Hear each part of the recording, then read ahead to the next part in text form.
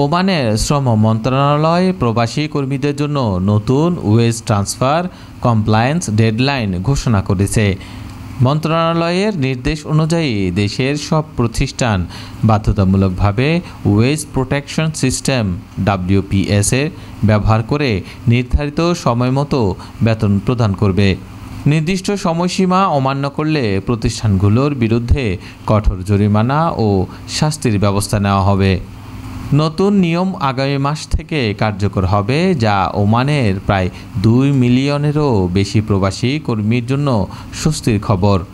বিশেষ করে নির্মাণ, পরিষেবা ও কারখানা খাতে কর্মরত শ্রমিকরা এর সুফল পাবেন।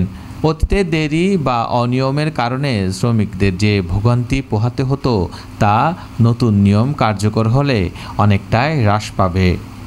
শ্রম মন্ত্রণালয় জানিয়েছে, এই পদক্ষেপ প্রতিষ্ঠানগুলোকে সময়মতো বেতন প্রদানে উৎসাহিত করবে এবং সামগ্রিকভাবে শ্রমবাজারে স্বচ্ছতা ও শৃঙ্খলা ফিরিয়ে আনবে। পাশাপাশি এটি প্রবাসী কর্মীদের আর্থিক নিরাপত্তা ও অধিকার রক্ষায় গুরুত্বপূর্ণ ভূমিকা রাখবে।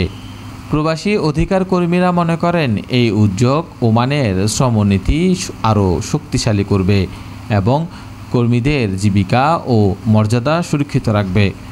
ফলে শ্রমবাজারে একটি ইতিবাচক পরিবর্তন আসার আশা করা হচ্ছে।